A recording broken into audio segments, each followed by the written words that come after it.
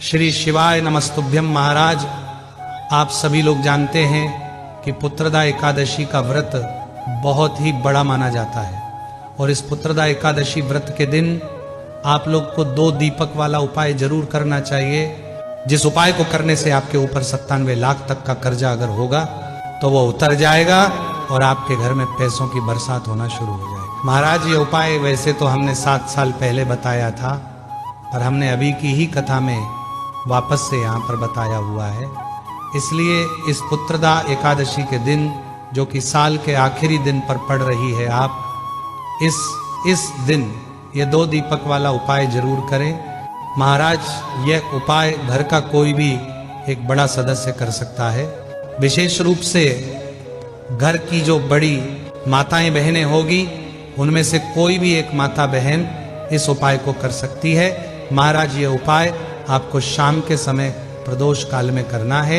लगभग शाम को 6 बजे से 7 बजे के बीच में आप ये उपाय कर सकते हैं। महाराज, इस उपाय को करने के लिए आपको 4 दीपक तैयार करने होंगे।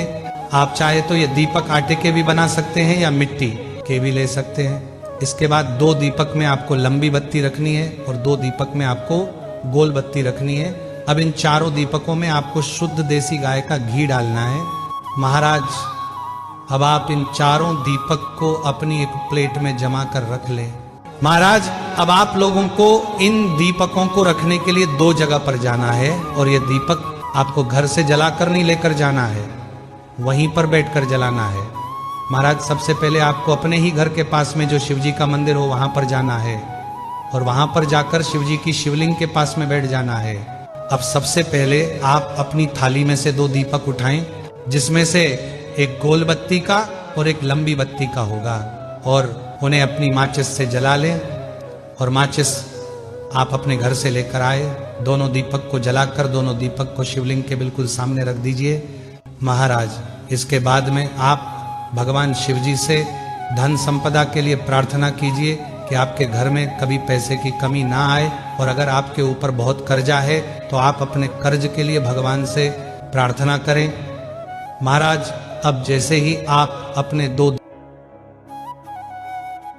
उसके बाद भगवान शिवजी से प्रार्थना करके पैर पड़कर आप वहां से बाहर निकल जाए और अब अपने बचे हुए 2 दीपक को लेकर सीधा किसी भी बड़े वाले बेलपत्र के पेड़ के नीचे पहुंच जाए।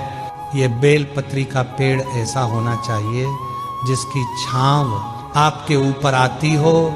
छोटे बेलपत्र के पौधे के नीचे आप यह उपाय न करें। महाराज, अब जैसे ही आप लोग बेलपत्र के पेड़ के नीचे पहुंचते हैं तो अब आप लोगों को अपने बचे हुए 2 दीपक को वहीं पर बैठकर जला लेना है। दोनों दीपकों को जलाकर अब आपको इन्हें भी बेलपत्र के पेड़ के सामने रख देना है और भगवान शिव और माता पार्वती जी से प्रार्थना करना है, क्योंकि गोल बत्ती का दीपक शिव जी का है और लंबी बत्ती का दीपक पार्वती जी के लिए है। यहाँ पर भी आप दीपक रखकर अपने कर्जे के लिए प्रार्थना कीजिए।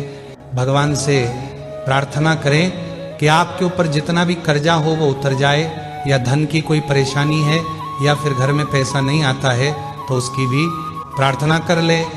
महाराज, इसके बाद आप वहां से उठकर सीधा अपने घर आ जाए और यहाँ पर आपका ये 2 दीपक वाला उपाय पूरा हो जाता है। ये उपाय करने से बहुत सारे लोगों को बहुत बड़ा फायदा हुआ है, बहुत लोगों का कर्ज उतर गया है, बहुत लोगों के घर में पैसा आना शुरू हो गया है। तो आप भी इस उपाय को करके जरूर देखें और इसका फल जरूर प्राप्त करें। महाराज, इसके अलावा अगर इस 2 दीपक वाले उपाय को करने में आपको कोई भी परेशानी आती है तो आप हमसे कमेंट करके पूछ सकते हैं, और आप हमारी ये वीडियो कहाँ से देख रहे कमेंट पर जरूर बताएं। श्री शिवाय नमस्तुभ्यम। महाराज।